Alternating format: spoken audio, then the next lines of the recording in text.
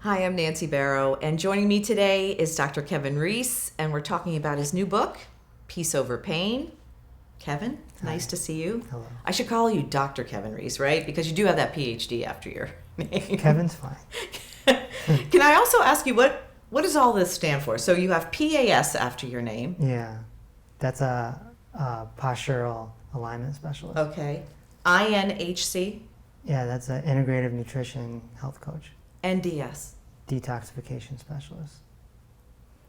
You've done a lot. It's a bunch of school, You've done a lot of bunch work. of receipts on the wall. So the book is How to Eliminate Chronic Pain and or Chronic Illness so you can break free from the medical monopoly. It's a bold statement. It is, and you're a bold guy these days. You've written a lot of books. Mhm. You've written a lot of books. I'm a little angry with you, so I'm going to talk about that before we start talking about your book. Okay. Because you're 7 years too late in writing this book, because 7 years ago I had a knee replacement, then I had to have a hip replacement, then I had to have my other hip replaced. Snowball effect, right? It is a snowball effect, All coming from the same cause. which would be Posture. postural therapy, which Yeah. I've never heard of before. Yeah. Well, it's only 50 years old. Yeah. And a lot of people don't know what it is yet. Hopefully this book and my work will change that, because more people need to know what it is. Someone like you could have avoided the knife and all that pain. Because what we want to do is we want to have our ankles, our knees over our ankles, our hips over our knees, our shoulders over our hips, and then we use our ears as a marker for our head Right. to be over your shoulders. And if you get that straight line, plus you got the normal S curve in the back with the spine, then you're good to go. But most people don't have that. It's interesting that you say that, because before I got under the knife, I went to Boston, and a doctor down there who's pretty well known as an orthopedic surgeon, he took x-rays of me from my ankles, knees, hips, because they Yeah. wanted to see the alignment. Because if you have bad hips, they're going to do the hips first before they do the knees. Right. So it's interesting that postural therapy does this Yeah. and avoids all that. Not even an x-ray needed. A P-ray. We do P-rays, which is just your photos. Right. And we can see everything. If you were to wear shorts and a tank top, I can see it. It's interesting because in the book you have pictures of people, and it's really the befores and afters Yeah. of doing the postural therapy. And I think it's really interesting to see them because there is a huge difference. Yeah. And it happens fast too. Really? So how fast can it? You could see a difference in an hour. Seriously? Yes. And so what we do is, not to say that you'll be completely corrected in an hour, but you'll see changes in an hour. And we like to show clients this as soon as possible, because that's what motivates you to keep going. Sure, yeah. Because people, they're coming right in with doubt, Mm-hmm. because the medical monopoly has trained you to get an x-ray and a potential surgery or an injection. And so now we're coming in like, hello, there's something new here. Well, how did you find out about postural therapy? Like, because you've done a lot with nutrition, we all Yeah. know that. Yeah. And mindfulness, we know that, which is part of the book as well. But postural therapy, how'd you find out about it? I fell into some pain. You did? Yeah. In my late 30s, I started, it really started with my sternum up here. I call it a reading injury, because I remember it crystal clear. I was reading a book, and I must have been hunched over, and then I just had this amazing pain that came up my back and down, and it just pulled on my sternum, and it just popped. And then from then on, it was never the same. And then my knees started hurting. And then, being a tenacious computer athlete for 25 years, Yeah, right. the carpal tunnel and some shoulder pain and things like this. And then one day my calves just went out. Wow. And I was wearing the compression socks. I was going to chiropractors, I was going to the osteopath, I was going to massage therapy, I was going everywhere looking for a solution because I couldn't even go for a walk. And I couldn't drive either because my calves were just tensing up, and not a good feeling. And when I found postural therapy, I said, let me give this a shot. And I was out of pain in 2-3 weeks. And I was like, I gotta, I need to learn this. Yeah. If that's so effective, why isn't it more well known? It will be. Hopefully the yeah. book and the work helps promote it. Right. Because people need to know this. And, when you combined it with the nutrition and the mindfulness, Right. that's what creates my miracle. The miracle that can happen for someone's body. To go from health burden to health miracle. How come a chiropractor can't help you with, when I think of postural therapy, I think of the spine, I think of alignment. Yeah. And if the chiropractor, they do the crackety crack stuff on you, why Snap, didn't crackle, pop. snap, crackle, pop? How come that didn't work for you? And Well, do chiropractors work in that aspect? Chiropractors do work, but it's micro. It's what I call in the book a micro method. Just like massage therapy or acupuncture is a micro method. So it helps, but it's not a macro method. Right, so it helps with the pain, but it doesn't treat the symptom. Not really. Okay. Not really, because a chiropractor will want to see you 3, 4, 5 times a week Right, for the first few months, right. and then it might come down to once a week, and it's like that. And they have a lot of contraptions, Yeah, right? I They call do. them Batman. They got the utility belt with all the tools and everything, and so we don't need any of that. And can you do it at home? And yeah, because the prescribed protocols come right to your phone. okay, So we can run people through postural therapy anywhere in the world. The digital game just opened everything up. and it's usually different for every single person, or It depends on their remedies? P-rays. Yeah, Once we see the pictures, once we see the P-rays, then we can create a protocol around that, and then we switch it every 2 weeks.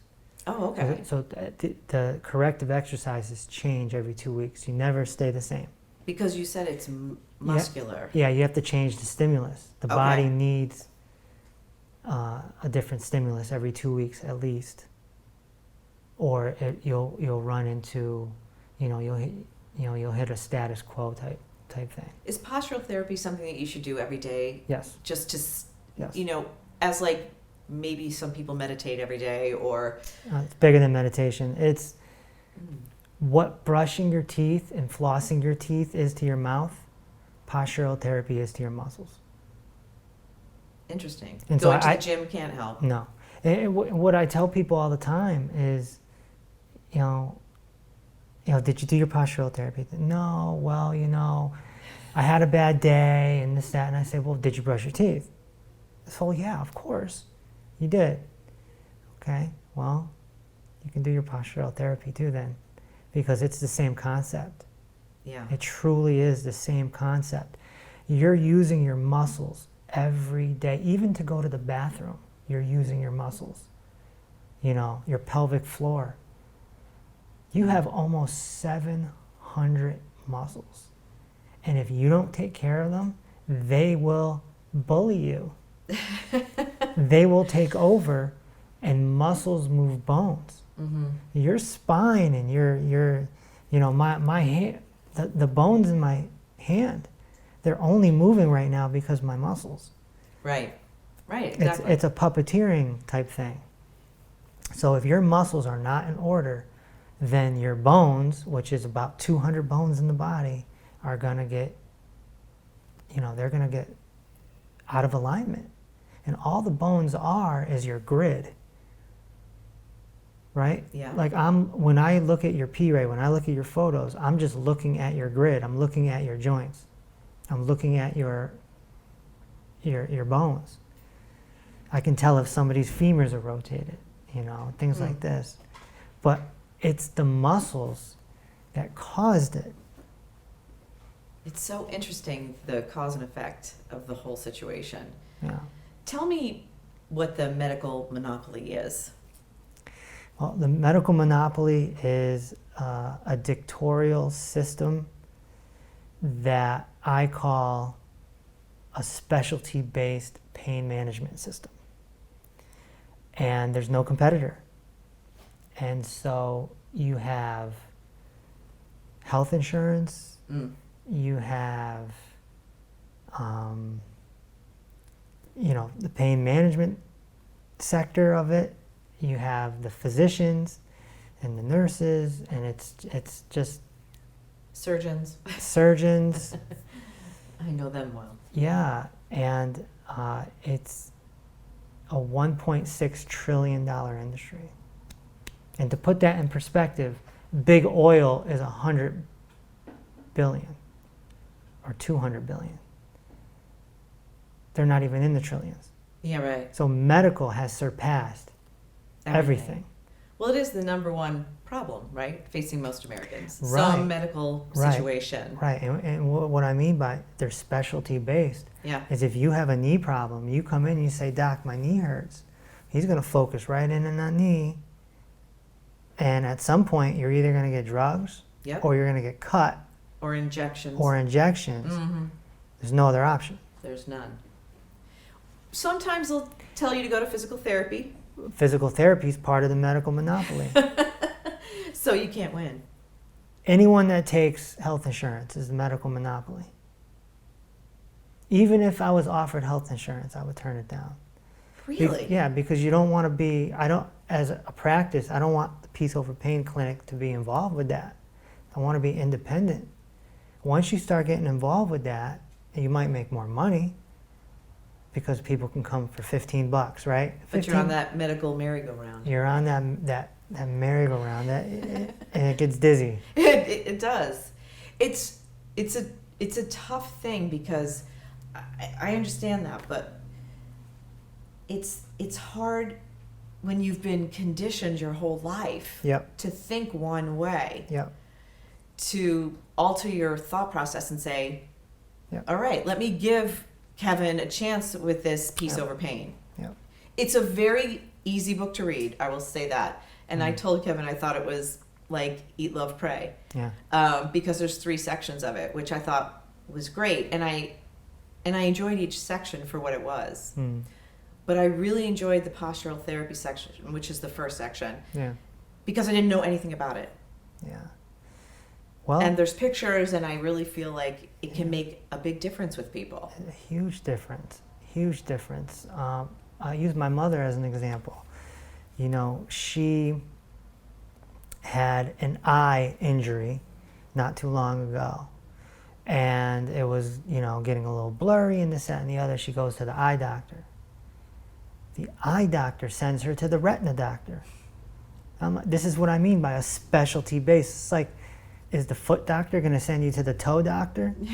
Like, how many doctors do we need? And so the retina doctor diagnosed her with an eye stroke. 70-something-year-old woman. Yeah. Nobody wants to hear the word stroke. No. It's scary. Really scary. And I say, Mom, it's your shoulders. It's your shoulders. Look, I'll show you. Let's do a wall test. Look at your photos. Look at this. Your shoulders are in like this. Your eyes need a tremendous amount of blood and oxygen. Mm. If your muscles, if your shoulder and neck muscles are all messed up, that's intercepting the flow. And so your eye isn't getting what it needs, and your eye needs a lot. And so people can get vision issues from their shoulders. And people hearing this might say, that's crazy. Yeah. But if you think about it and hunch your shoulders up, Yeah. you can feel that. Yeah. And I know this myself because my left eye is worse than my right eye. Mm-hmm. Mm-hmm. And I know that I have a pinched nerve because I get tingles and stuff. So that's something that I myself have been working on for a few months, and it takes the fear away.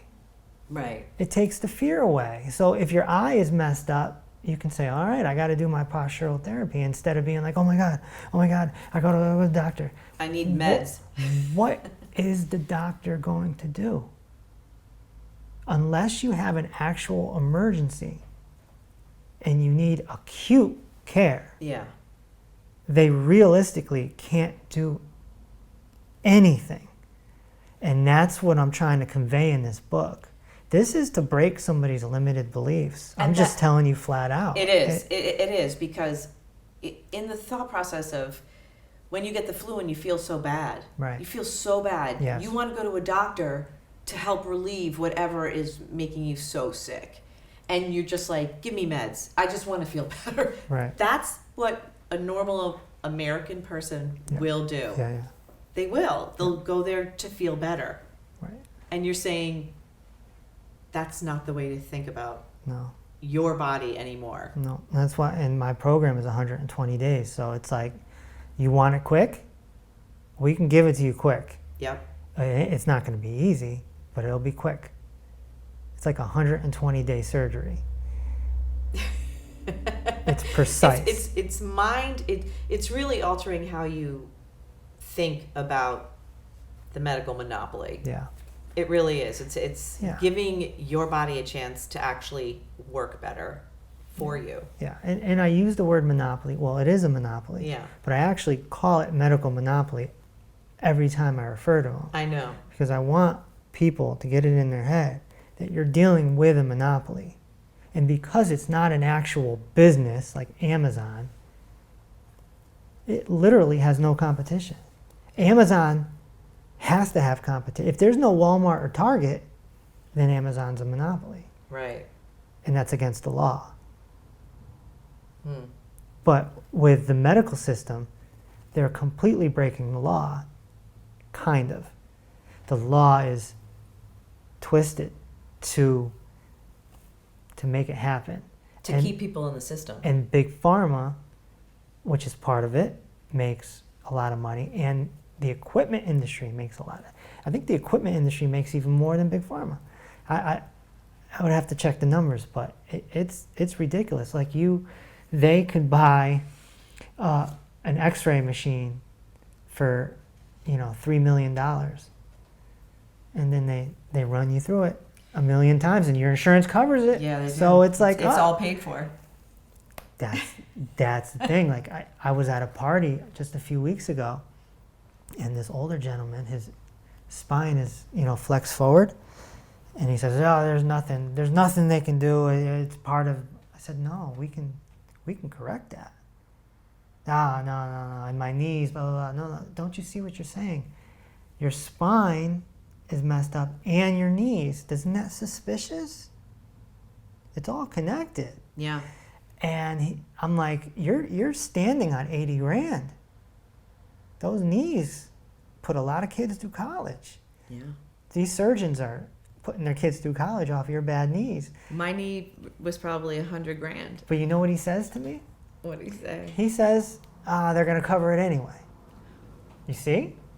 It's a monopoly. It is. Well, I'm just going to go get knee surgery because it's covered. I don't pay anything. I just pay a little bit. So tell me about the sea monster. Yeah. Well, when I was reading this book, I realized that you refer to cancer that way. Yeah. Well, cancer is the scariest word in the human language. And on top of that, they go fishing for it because it makes a lot of money. So the sea monster is a double meaning in that way because they're fishing for it. They're actually fishing for it, right? They're colonoscopies, mammograms. It's constant, and they're making loads and loads and loads of money by just checking. And people have been conditioned to actually think that's prevention. We do. I feel like that is prevention. It's not prevention. Okay. So tell me how I'm wrong. Because I had to go through the colonoscopy, and Right. everybody says I was so fearful more of the whole before. Yeah. That I put it off and put it off and put it off. And finally I got it. I was like, that was nothing. Yeah. But that's not prevention? No, that's trying to find something. You can't prevent it with equipment. You know, you have to. We're dealing with biochemistry here. So is that, can you... You can prevent it through lifestyle change. I was going to ask you that. So the nutrition part of your book Yes. Was really interesting to me because there's 90 essential Nutrients. Yes. And when you said you can go get tested for all those if you think you're depleted. Yeah. And in the book, I circled everything. You listed a whole bunch of ailments that maybe would be related to a deficiency of these 90 essential nutrients. And I had a lot. Kidney stones, arthritis, moodiness, a lot of them. Yeah. Yeah. We don't even know if we're nutrient deficient. And the medical monopoly doesn't check. They do not check your nutritional profile. They'll check the usual suspects. They'll check your cholesterol and your blood sugar because that makes them money. And they'll check your calcium and your phosphorus. But how many doctors, say, well, let's check your copper today, or your zinc, or let's make sure your lithium's doing good. There's 90 essential nutrients. 60 of them are minerals. Minerals are a big deal. And people always vitamins. It's minerals. People will literally die of mineral deficiency. It's funny that you say that. So I treat my horse probably better than I treat myself and my dog probably, because they get Himalayan salt licks. We're always checking for their mineral deficiencies. Salt is a big issue in this, a big topic in this book, and I mentioned animals. And when your horse starts chewing on wood or the barn, we call that cribbing. Yep. And all that is nutritional deficiency. Which he does a lot. So that's interesting. Isn't it interesting that we know it with animals but not ourselves? Yeah. Well, we don't chew on wood, hopefully. I mean, I hope nobody's chewing on wood. Well, back in the day, we used wood ash. Oh. So before we had electricity, we used wood. We burned wood. And human beings would take the ash and they'd sprinkle it in their food a little, or they would sprinkle it in their garden, because wood contains minerals. And so we don't do that anymore. But we take care of the animals. We make sure. Oh my gosh! And why? Because the animals are a product. Your pet dog makes a lot of money. You got to feed it. It's a billion-dollar industry in itself. Right, and you look at the back of dog food, supplements all the way down. Yeah. Dogs have the opportunity to live to 15 years old, no problem. Absolutely. Not 30 years ago. No. So if dogs are getting all this supplemental nutrition, why aren't we? Oh, because I don't know. That's a really good question. I mean, I've been vegetarian, I've been vegan, now I'm pescatarian, but a lot of people don't care about what they eat and what they consume. Right. But it's really interesting that animals will always take front and center. That's right. And we'll talk about their nutrition ad nauseum. Sure. It's one of the reasons why dogs love chewing on bones. See, we think, oh, they're just keeping themselves busy. They're going for minerals. Yeah. Yeah. And this is also why things like bone broth are very healthy. Our ancestors, when they would hunt, they didn't just fry up a steak. They used the whole body. They're eating the organs and they're using the bones because of the nutrition. It's all instinct. You don't even need a mind for this because the animals do it. Right. Right? How come animals don't have bad posture? Because they're using their muscles how they're supposed to. How they're supposed to. Yeah, a deer is using their muscles exactly how they're supposed to. Yeah. Now, your pet dog could have bad posture.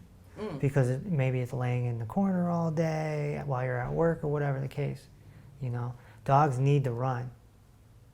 Right. But we notice poor posture a lot in the little dogs. You know, the little dogs. Yeah. Because they don't exercise as much as a Labrador Retriever. Yeah. A Labrador Retriever wants to run and play. Yeah. These little dogs want to bark.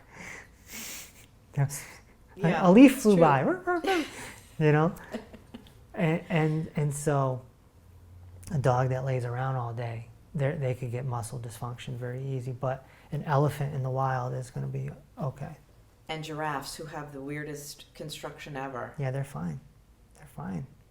But they could become nutrient deficient, which is interesting. That is interesting. Dr. Wallach, who's in the book, you know, his research, he was a world-class veterinarian for 16 or 18 years, and he did autopsies on all exotic animals. Oh yeah, that was so cool.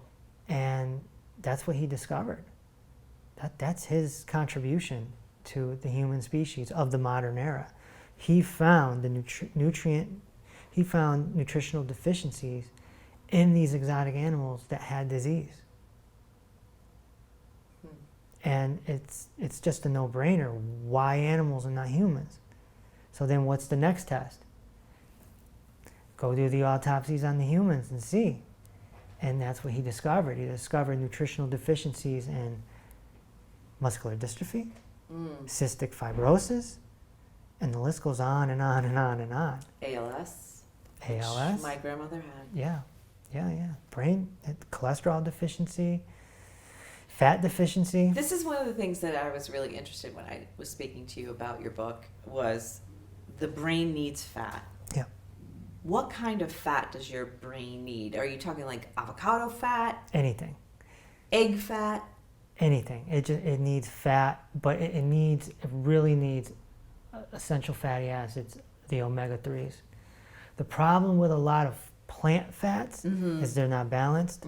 They have a lot of omega-6s and not 3s. You're right. And that We were imbalance, just talking about that with our horses. We were really honestly just talking about that. that imbalance can create inflammation. Right. So, you know, those omega-3s are really more in animal products. It's hard for the vegans to hear, but it's just a fact. Can't get it in hummus? No, you can get it in eggs. I Fish is the absolute best source Yeah. that there is on planet Earth. Well, that's one of the reasons I was pescatarian. That's why so many people do take the fish oil. Yeah. And does that help? Fish oil help? Proven. Okay. It's absolutely proven. Interesting, because we were talking about oils with our horses, right? Something that keeps their bellies going because they have a different digestive tract than we do. Yeah. But in your book, oils are no bueno. Yeah. Well, yeah, oils are part of the poor four foods that Yeah, I love the poor four foods. Gluten, which is in everything. If you don't know what gluten is, it's, well, you tell them what gluten is. It's a glue. It's a glue. Put it like that. Yeah. And it blocks absorption in the stomach. You know, you ever see someone with a belly, Yeah. but they don't drink? Yeah. Because typically it's called a beer belly, right? Yeah. We call that gluten belly or wheat belly. In fact, beer belly comes from gluten. Yeah. It's gluten in the beer, Yeah. right? So, yeah, gluten, oils, Oils are bad. Olive oil is bad? all of it. It's not that the actual oil is bad. It's that it gets exposed to the air. Okay, and it's ineffectual? It becomes oxidated, right? If you cut an apple open and you leave it on your counter, what happens? It turns brown. Right. That's Same oxidation. with avocado. Right, that's oxidation. So oil is exposed to oxygen a lot. And then it gets thrown in a glass bottle, and then it goes on some truck somewhere, and it travels all over the country, and then you buy it, you don't even know how long it's on the grocery store shelf. Then you buy it and put it on your shelf. At this point, it could be 3 years old, and it's completely oxidated. Yeah. And that's free radical damage, and that's what brings on the sea monster. I read that in the book. Yes. The free radicals. Yes. Tell me what free radicals do to a person. The best analogy I can give is it's fire. Mm-hmm. It goes into your body and it creates inflammation. It's what creates the inflammation in most cases. Free radical damage obviously comes from food, Yeah. but it can also come from you walking past a car and inhaling, the exhaust. Yeah. Environmental. Sure, mold Mm. is another one. A friend. Even dust. Sure, a friend of mine the other day was telling me that she was using bug spray, and some of it, the remnants, got in her mouth, and she lost her voice for a day. And I said, you need antioxidants immediately. And when you say antioxidants, like, what do you think? Fruits? Fruit is probably the best food for antioxidants, but ultimately you're going to get more antioxidants from supplementation. Finding the right supplements. But, dark chocolate has antioxidants, red wine has antioxidants. See, now you're talking my language, Kev. Now you're talking, But- at least stuff that I can understand and ultimately, appreciate. supplementation is what's going to get you there because, somebody formulated it. And they took this, and this, and they put it together, and they brought the ORAC score up. And Right. The ORAC score is how we measure antioxidants. Oh, And so, like, I have a product in my dispensary at the clinic that has, a 15,000 ORAC. We're supposed to get 20,000 ORACs a day. from our food or from? Just in general. In general. So Yeah. from supplementation or food. Yeah. Well, you'd have to eat a lot of food to get that. And, the average American only gets like 1,500. And so when you're so deficient, what happens? That's when the symptoms hit. That's when pain comes. Yep. And then eventually it turns into the sea monster. Yeah. The sea monster is coming from free radical damage. So think of free radical damage as fire, Yeah. and think of antioxidants as water. Mm. So if the house is on fire Yeah. and you're only bringing a bucket of water, it's not going to put out the fire. So supplements can really help. Pills can really help you. Yes. So Yes. if you're vitamin D deficient, does vitamin D really help replenish that? Yeah, It does. absolutely. So you really need to know You need to be what you're deficient in. I put people on supplements right away. Get them on the 90 essential nutrients. We have Yeah. it at the clinic. You get all 90. That's baseline. Yeah. And then depending on what the symptoms are, you might need more. I gotcha. The 90 essential nutrients, which is typically a drink, that's got, I think it's 8,000 ORAC. So that's putting you a good head start every day. If you're Every drinking day. this drink every day, you're getting 8,000 ORAC. Again, the average American only gets 1,500. But look at the average person's diet though. Right? A lot of people, we have fast food everywhere. And even the ones that think they're eating healthy Yeah. may still be consuming the poor four foods. Yes. And then I am. Now I thought that I was fairly healthy. And then they don't understand why they're having certain symptoms. Inflammation. Yeah, all sorts of stuff. And so get when up. you think you're being good, Yeah. with olive oil, Yeah. and I'm not because it's inflaming everything. Well, I was inflamed at one point and I couldn't figure out why. And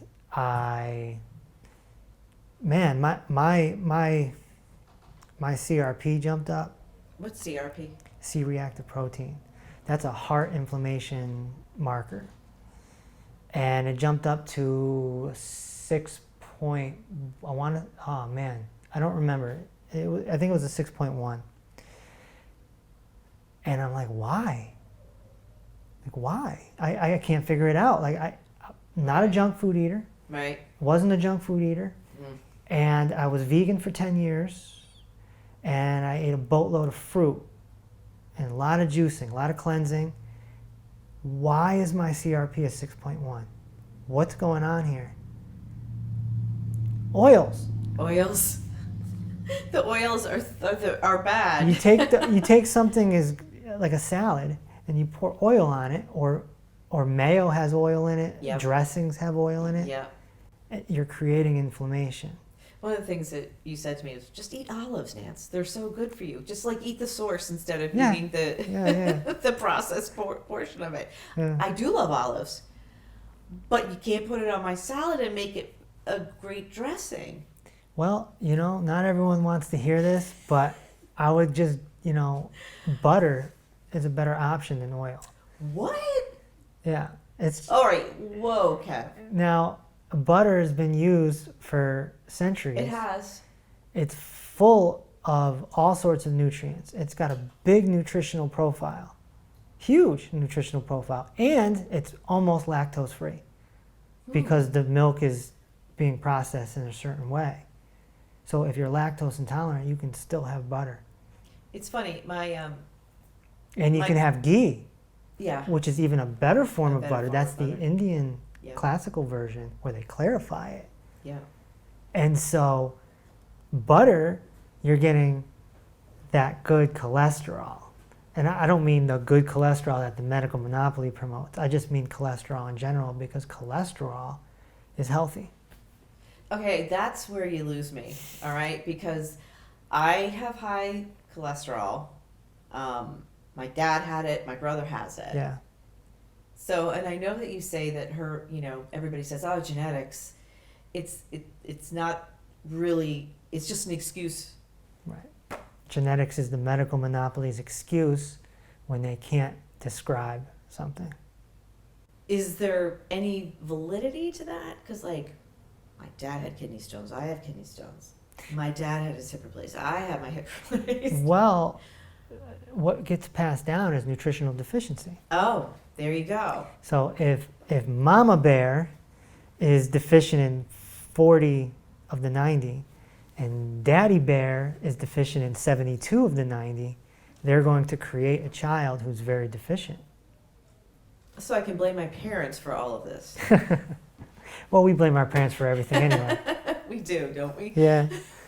So, what are you hoping to get people to realize when they read your book, Peace Over Pain? What are you hoping that after they read it, they walk away with? I want people to understand that there is a solution, and it's not the medical monopoly, unless it's an acute situation. Right. Right? I can't help you if you're having a heart attack. I Right. can't help you if you're having a stroke. I can't help you if you're having appendicitis. I can help you never get appendicitis, never get a heart attack, and never get a stroke. That's prevention, not going into a machine that costs $3 million. So, is it the three parts of your book? Postural therapy, and then it's the nutrition. Yeah. And getting on supplements, you think, is probably the wisest thing for people to do. Yeah, the soil is depleted. It is. It's not like it was 200 years ago. A carrot is healthier 100 years ago than it is now. Yeah, it's true. It's so mineral deficient, and farmers don't get paid by the nutrition. Right. They get paid by the volume, Absolutely. by the bushel. Yeah, which seeps more out of the soil. Right. And so you're getting broccoli and you have no idea how much nutrition there's in it. And that's the problem with sea moss. Sea moss is the hot new Yeah. supplement. Yeah. Oh, I'm on the sea moss. You have no idea how much nutrition's in that sea moss. Is that the same with spirulina and things like that? Right. Right. When you're getting a formulated supplement, somebody sat in a laboratory and created it. And I know some people, the naturalists, are like, oh, that's not natural. And, neither is Wi-Fi, but I don't see you running away from that. Yeah, that's true. There's nothing natural about Wi-Fi, No. and we're bathing in it. Well, that's another interesting part about postural therapy is, people are staying at home. People are remote working. Yeah. I am. I'm 100% remote now. Yeah. I'm sitting a lot in front of a computer. Computer athlete. So you're going to have a lot of people coming to you with those chronic issues. I'll never be out of business. As long as there is remote work. No, because the new generation is looking at their phones and they're like this. Oh yeah, you're right. And so what happens is, this is cervical flexion, okay? And so your head weighs 10 or 11 pounds. But when it's down like this, now it weighs 20 pounds. And the longer it's down like this, it starts weighing up to 60 pounds. And the muscles in your neck and your upper back and your shoulders, they're taking a beating. And so these kids, they're all messed up. They're gonna be really bad by the time they're 25. And hopefully they don't go to the medical monopoly and get cut, because there is a solution, and you know, we can correct it. Which is really amazing that there is exercises that can correct a lot of issues Yeah. that you would go to the doctor to, Yeah. or, you know. Yeah, it's protocol based. So one exercise is formulated to come after another exercise. So it's not like I give you 5 and say go do them. They're very formulated. Yep. You don't take any breaks. Similar to yoga in that way, but yoga isn't therapy. Right. Not that yoga is... Or Pilates or anything. Right, Yeah. and those things are cool. Yeah. But they're not postural therapy. Okay. And yeah, it is amazing. And all you have to do is 15 minutes in the morning and 15 minutes in the evening. And that's it. That's it. So give yourself a half hour. Now, once you get corrected and you're back to whoa, you're back to wow. Yeah. Once you get back to wow, then we can do hour-long ones Oh, okay. and build strength. Okay, gotcha. We want to straighten before we strengthen, Okay. because people get stuck. I just did a video, it's on my Instagram, of Vince McMahon, Okay. Vince McMahon, you know, billionaire, WWE guy. founder, CEO, Amazing. great businessman. Yep. He has been a weightlifter his whole life. His whole life. And I noticed this because he came out and he had a tank top on, so I could see his posture. And I noticed that he had turtle posture, which is basically his head is falling off of his shoulders. So it's like, you know, if this is his body, his head is here, and it's supposed to be here. Oh. It's like it's almost on his chest. And so he's down like this, and he's got creases in the back of his neck because it's crinkling. And so what happens is, this happens to a lot of bodybuilders, because they're doing the exercises, they're strengthening the muscle, but they're not in alignment. So you're locking yourself in place. It's muscle memory. We see this with tons of bodybuilders, and it's get out of the gym. And you said that about an athlete too in your book, and I forgot which athlete it was. I mentioned Odell Beckham Jr. That's it. Odell Beckham Jr. blew out his knee in the Super Bowl. Yeah. He wasn't even hit. That's posture. That's posture. That's posture. He went into the game with bad posture. It's never the activity that's the problem. It's the posture. Is the problem. They should put me in the draft room, because I can tell them what athletes are going to be injury prone. It's a huge competitive advantage. Actually, maybe someone will hear this, Well, or see this, and they'll say. Ironically, actually on my podcast next week, I'm interviewing Lee Steinberg, who is the guy they made the movie Jerry Maguire about. Yep. So maybe I'll mention it to him. You should. His agency could have a competitive advantage. Look at you, Kevin. We should be looking at these athletes. I mean, every human being really should. Yeah. You know. But you can tell. I noticed one on Roman Reigns the other day, the wrestling champion. Yeah. He's standing in the middle of the ring, and his feet are so everted, which means his femurs are rotated. And so, which means there's a hip disparity going on.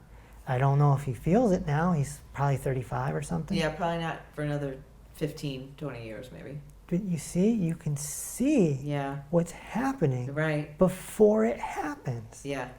That's power. That is power. Every single person that watches this interview, I would hope would feel empowered by what I'm saying, because I'm saying that's real prevention. Right. Not a mammogram. Right. Mammogram is trying to make money off of a piece of equipment. And so if we get our nutrition in order, we're getting our 90 essential nutrients, Yeah. we're staying off of the poor foods, Yeah. and then we're doing our postural therapy, 15 minutes morning, 15 minutes evening, and you're practicing mindfulness, you're putting yourself in a position to thrive as a human being. Did we go over the 4? I know that we said gluten and oils. Gluten, oils, fried, and fake. When you say fake, let me ask a question about, for my vegans and vegetarians. Yeah. They love vegan junk food. I do. It's bad, all right? So I get the hamburgers, or I get the chicken, the fake chicken. Yeah. Bad, right? Anything that's Fake meats are no good. no good. They're full of oil. Which is going to inflame me. It's going to put it all on fire. Yep. Okay. Let's talk about the mindfulness part, because I think you and I both agree. We've talked about this before, about being in tune and being very mindful, and whether that's doing meditation or whatever it is for you. I think it is really important every day to be thankful and to be mindful. Yeah. How important is it in this peace over pain? It's 1/3 important. 1/3 important. So do you think Yeah. each of the 3 sections are equally important? Yeah. 33 and a third. Yeah, pretty much. Mindfulness is really a non-religious way of managing your emotions and your thoughts, your inner life. And if you don't manage them and work on them, you can spiral out of control. You can. And people can end up with anxiety or depression. It could also be nutritional deficiency. But, different sources can create different things. But mindfulness really is the tool, the method that we use. In the book, I call it mindfulness training, I know. not just mindfulness. No. And I really struggled with that too, because I was trying to find the right word. I didn't want to use the word mindfulness. You didn't. I don't like the word really, but it's what's most popular. I was going to use higher consciousness. Okay, I can get that. I liked your Santa Claus versus Michael Myers. Can you explain that? Sure. Well, there's 2 types of thoughts. There's Santa Claus, and this is our happy, excited, yeah, woo, woo, right? Best time. Best time, right? When your mind gets going, Yeah. it feels good. Feels great. The serotonin and Yeah. everything is going. And then you have your Michael Myers, right? That's the horror movie. That's the, you're down on yourself, negative thoughts, anxiety, whatever. And what we do is we go on this journey where we're switching back and forth, back and forth, back and forth. And the reason why I use Santa Claus and Michael Myers as examples is because they're not real. And neither are your thoughts. They're absolutely not real. And that's the paradox of being human. That's why they call it the dream. So when you go back and forth between those 2, Yeah. what is the danger that you're doing to yourself? Well, you're in a dream. That's the overall thing. And I call it dream-based reality. Right. Which is, an oxymoron, right? Yeah, it is. Yeah. Dream-based reality. But what I'm saying is you're still here in reality, but you're dreaming. So if you go for a walk and your mind is bouncing from Santa Claus to Michael Myers, or it's just focused on one, you're not enjoying your walk, because you're missing the birds and the grass and the sounds and the smells and your feet hitting the ground, because that's reality. You're missing reality. That's reality. What you think is not real. Well, and there is the great It's a projection. portion. It's the great portion of meditating, right? To really slow your mind and get your mind focused on what's going on right now with your feet, and Right, your body. right. And when you meditate, sometimes your mind speeds up. especially for beginners. Right. And I had so, to take classes on learning how to meditate. in our 120-day program, I run people through what's called the thank you meditation. And it's meant to be every single day, and you're allowed to let your mind just go. Mm-hmm. And then I tell you what to do about that. But, you know, the mind has patterns and habits. It does. And it's just going to do what it does until you leave it alone. And is that quieting down? Do you think meditation is the best way to do that?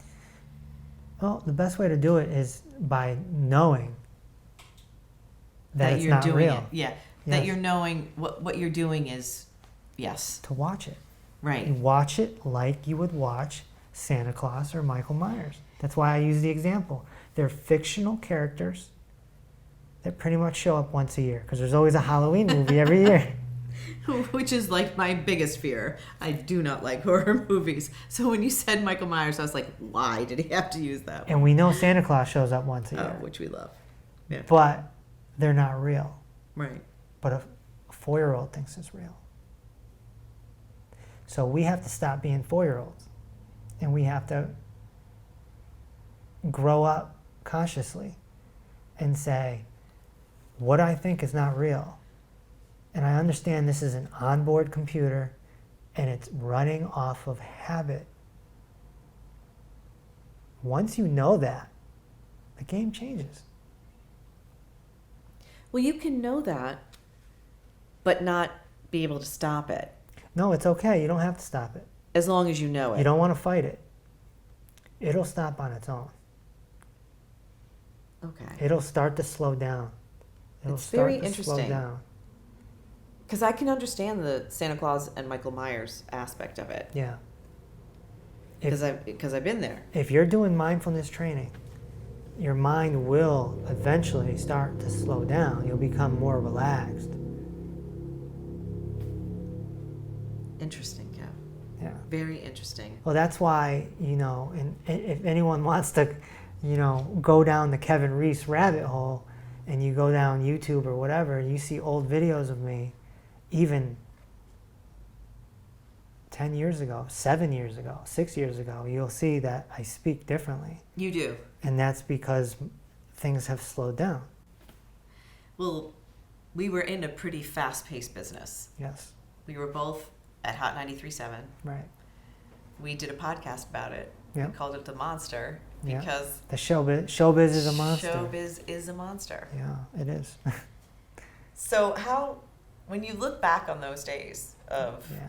being on Hot 93.7 where you're talking about that and you're interviewing or, you know, just being crazy Kevin and k-dub. K-dub. k-dubasiss. Remendous. A whole other character. A whole other character. Is it like looking at someone differently? Like someone completely different? Oh, or yeah. Looking at me a year ago is looking at me 10 days ago is completely different, because when things start to slow down, memory fades. Like, my memory is not great because I let go of the past. Okay, so you can let go of the past, but you can still remember it. Right. Or do you not like? Recall is probably a better word. Okay. Because we're dealing with an onboard computer. Right. So if you say, hey, you remember that time when 50 Cent came to the radio station and blah, blah, blah, I might remember it, but I won't remember the details. I tend to remember what was recorded. That's so interesting. So if I ever watch this interview that we're recording, Yeah. It'll be like ingrained in my onboard computer. Right. But if I never saw the recording, I would completely probably forget. I would know that it happened, but I wouldn't remember everything. My memory just erases. I look. Oh my gosh. So do you not Yeah. remember things? Like I remember stuff from nursery school very clearly. Clearly. I don't remember anything. You don't? And is that because you've made yourself think that way? Or because I remember stuff clearly. I don't know. It goes off of repetition. Really? Yeah, it goes off of, that's how the subconscious mind works. That's how it works. But I don't, think a lot about like nursery school, but I remember finger painting because I loved it. We took naps and I had a little pink rug that I napped on. Nice. And I remember that my mother was late once to pick me up Yeah. and I was scared. Those are things that I all remember. I have no clue. My mom will tell me a story and I go, I don't know. Like they all think like I'm a cold psychopath or something. I just don't. You don't hold it in your brain anymore because of your mindfulness training? Maybe. I think because of the mindfulness training, I don't tend to hold on to things in recent, let's just say the last 2-3 years. But I didn't really remember my past before. Maybe because I'm a creative and I'm in the future more than I'm in the past. Interesting. So when you think of Hot 93.7, do you look at yourself like you used to smoke and you were overweight and your hair was really long? I don't remember any of it. I just know that it happened and there's a lot of video footage. Yeah. And so I can remember the video footage. Like when you see the video, you remember it? Right. Yeah. Right. It triggers the recall. It triggers the past. But you've put it in a place in your brain, like a pocket in your brain, so you don't have to really call on it very often. I forget who k-dub or k-dubasiss even is. I have no clue. No clue. So when you left and you got a PhD and you lost all this weight and you became so super healthy, Mm-hmm. do you remember that portion of your life? This journey that you have had since the radio, you don't remember? No, I remember that Going it to happened. school? I remember that it happened. Mm-hmm. All I remember about school is that it was hard. Yeah. Getting a PhD is not easy. Yeah. and so I remember things like that. I remember a lot of my clients,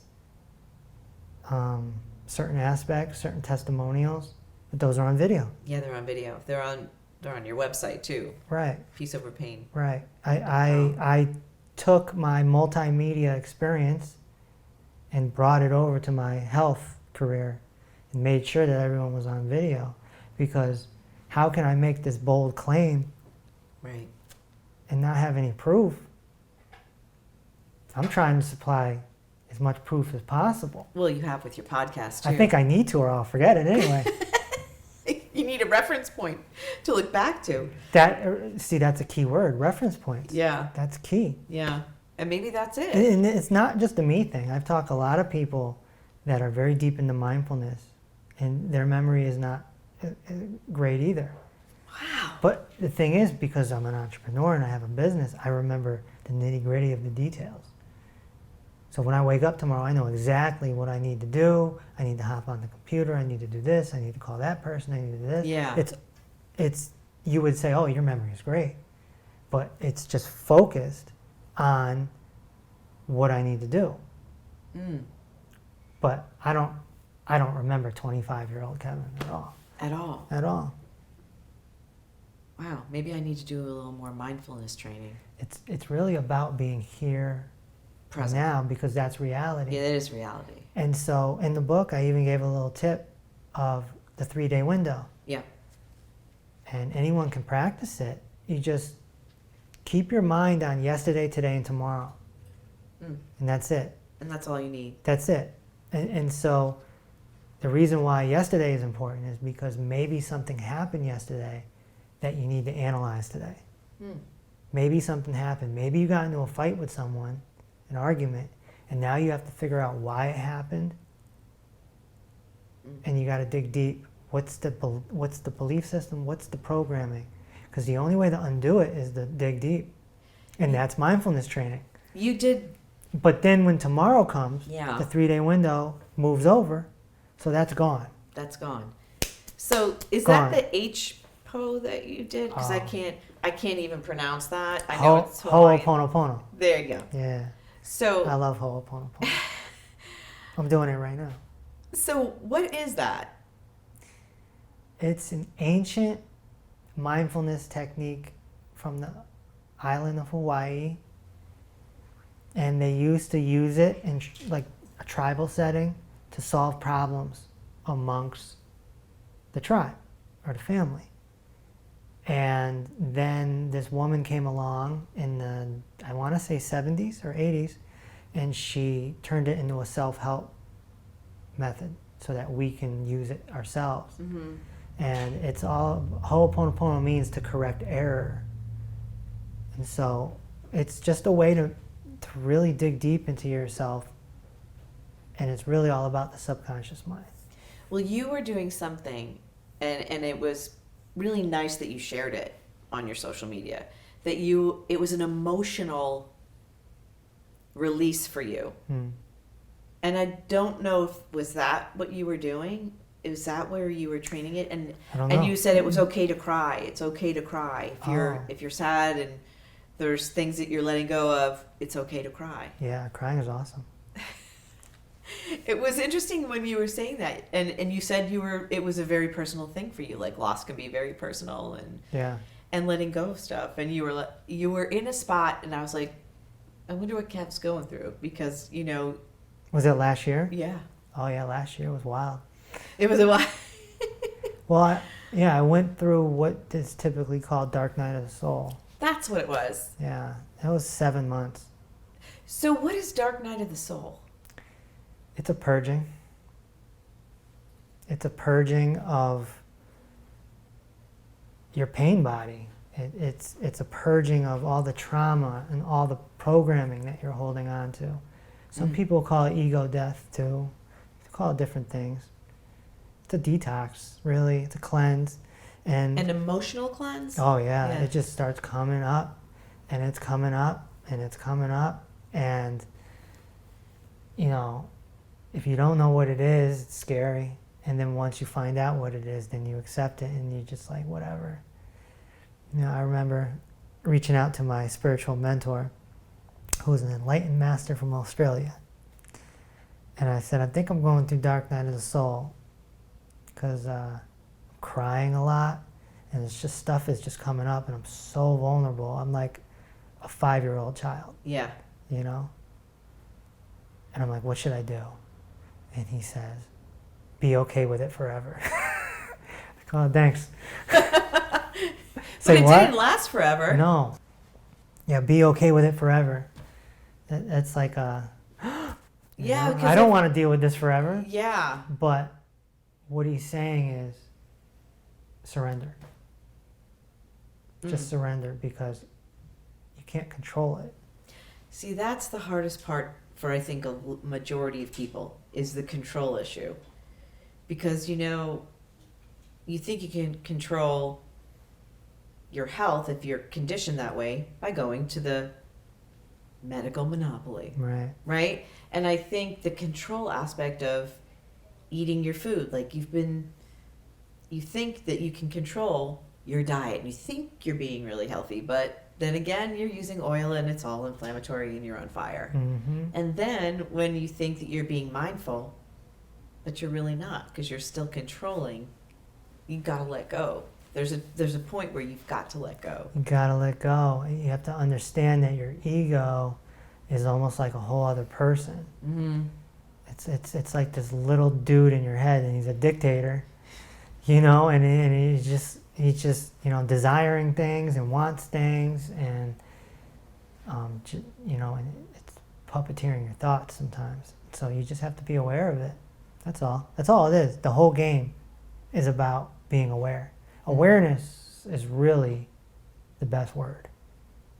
I would love to call it awareness training, but mindfulness is the hot word. So it is, but I think awareness would be okay too. But so having self-awareness, and just seeing what's going on with your mind and your emotions, and not stuffing them back down.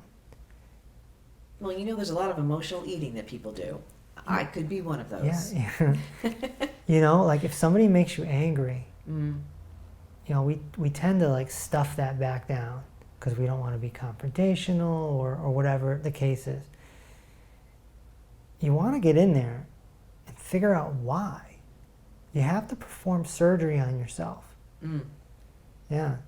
And that's the paradox. Right. You're the surgeon and the patient. Yeah. Yeah. So, and it's not easy. No.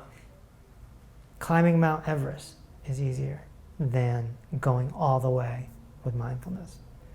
Mindfulness is just Tough. a boat that gets you across. And on the other side is an eternal inner peace.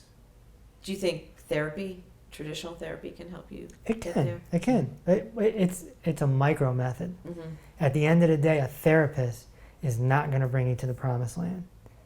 In fact, a therapist could hurt you, because if you're continuously doing talking therapy and you're constantly complaining, that means you're in victim-oriented thinking. Right. So now you're in victimhood, and that's the opposite of surrender. That's And there's 4 mindfulness. yeah. So one Poor of them- force. Yeah, the poor force. So let's go through those, Yeah. Victimhood. which we just talked about, Yeah. Worrying. which I do all the time. I'm a worrier. Yeah. Mm. Well, it doesn't do anything. It doesn't. Buck used to tell me that Yeah. at Hot 93.7. He'd be like, "You worry. What? You can't control anything that you're worrying about. Right. So just let it go." Let it go. Watch your mind and be like, all right, I see you. You're worrying. It's all good. Now in Ho'oponopono, we do something specific for that type of stuff. Mm. We go into our inner child, which is our subconscious mind, and we nurture ourselves. Right. Once you start nurturing yourself, you'll also find you don't need anybody. Mm-hmm. And that makes you a very dangerous person. Yeah. Affection Mm. can become very addictive. Mm-hmm. Very addictive. And approval is one of the Yep. The 4. four behaviors. Needing approval. Needing approval. And a lot of times this comes with mom and dad. It did. Yep. I want my dad to say he's proud of me. I want my mom to recognize my talent. I need their approval.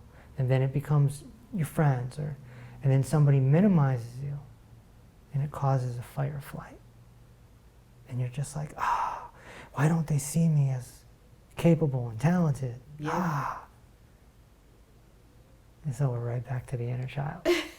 That poor inner child. You keep coming back to it. It's like you really have like a 5-year-old inside of you. It's with all of us. Right. You could be 70 years old. And I see this with seniors all the time. I work Right. with a lot of seniors. The older they get, the younger they get. It's true, right? They start transforming into a 5-year-old. It's true. They're overwhelmed. Their pills overwhelm them, or they're depressed because they can't mow the lawn anymore. Their friends are dying. There's death all around. Yeah. I remember a senior just telling me some months ago that COVID isn't fair because us seniors have to live out our last days in this. Oh, it's bad. I have a Yeah. 93-year-old aunt. Reads the New York Times every day. She's sharp as a tack. She can still drive, but she's lonely. She's very lonely. Lonely is a very interesting weakness. Mm-hmm. It's a weakness.